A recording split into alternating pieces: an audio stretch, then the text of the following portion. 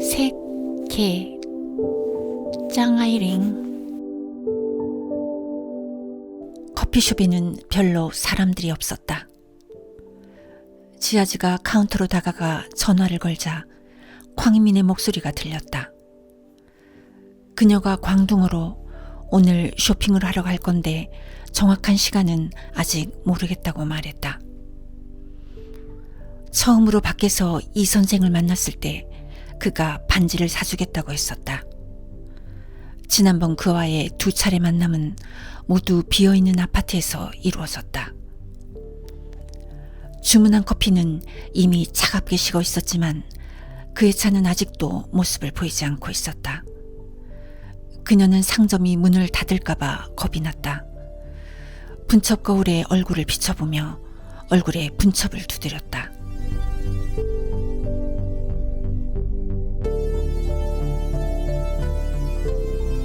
그녀는 대학에서 연기 경력이 있는 배우였다.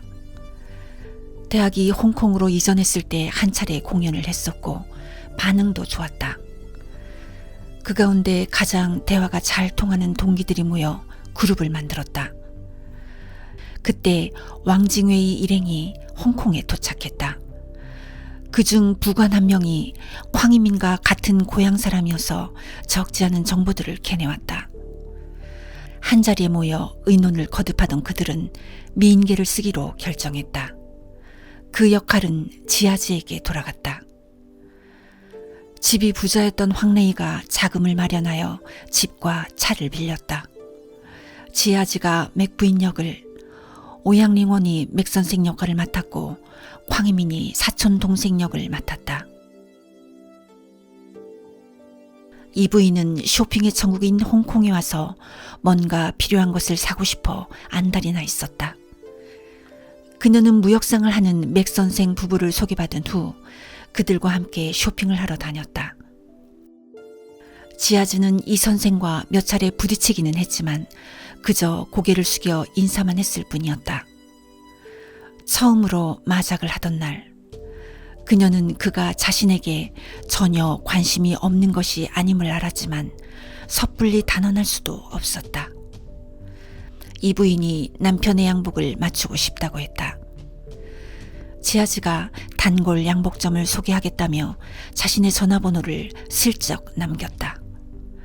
이 선생이 그것을 베껴둘 것이다. 그는 무슨 핑계로든 전화를 걸 것이었다. 아지트로 돌아갔을 때 단원들은 모두 그녀의 소식을 기다리고 있었다.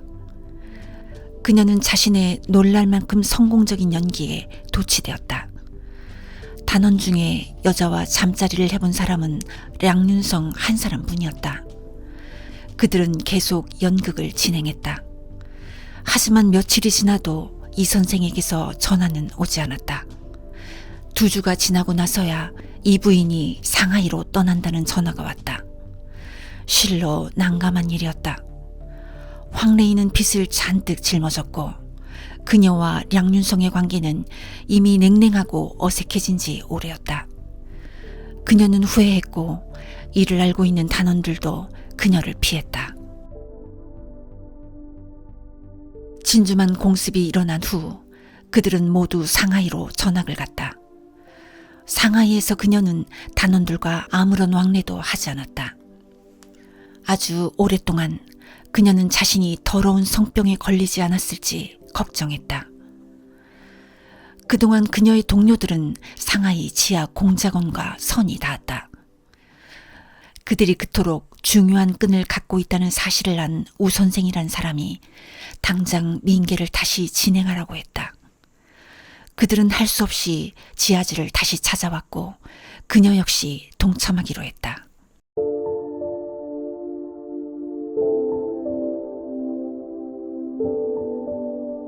기다림은 무척 참기 힘들었다. 그녀는 작은 향수병을 꺼내 향수를 찍어 귓등에 문질렀다. 그의 자동차가 오는 게 보였다.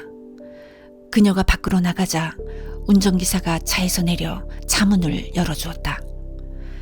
그녀는 그에게 우선 보석가게로 가자고 말했다. 양복을 입은 인도 점원이 그들을 맞이했다. 사무실은 2층 건물의 옥탑 위에 있었다.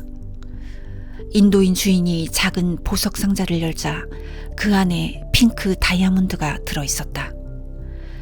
핑크 다이아몬드 반지라면 돈을 주고도 못 구한다고 하지 않았던가. 이런 집에 이런 물건이 있을 줄이야.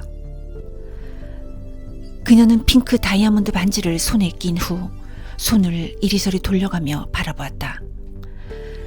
반짝이며 찬란하게 쏟아내는 광채가 별과 같았다. 설마 이 선생을 사랑하게 된 것일까? 그녀는 그럴 리가 없다고 생각했지만 확실하게 아니라고 단정 지을 수도 없었다.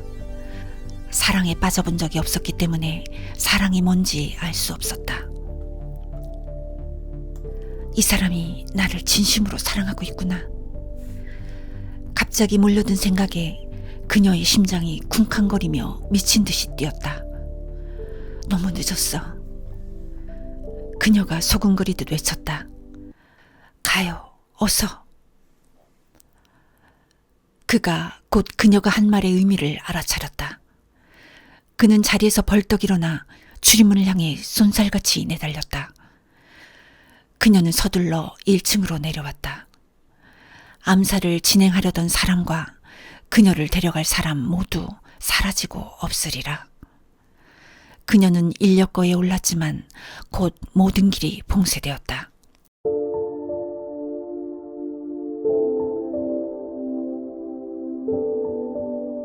이 선생은 위험을 벗어나기 무섭게 전화를 걸어 그 일대를 봉쇄했다. 조직원들을 일망타진하고는 밤 10시경 모두 사살했다. 그녀는 죽으며 자신을 분명 원망했을 것이다. 하지만 독하지 않으면 남자가 아니었다. 자신이 그런 남자가 아니었다면 그녀 역시 자신을 사랑하지 않았을 것이다. 그녀는 진심으로 자신을 사랑한 것이었다. 이 모든 게 아내의 잘못이었다. 이번 일은 전부 아내가 사람을 신중하게 사귀지 못한 탓이었다. 그는 자신의 아내에게 입조심을 하라고 단단히 당부하지 않으면 안 되겠다고 생각했다.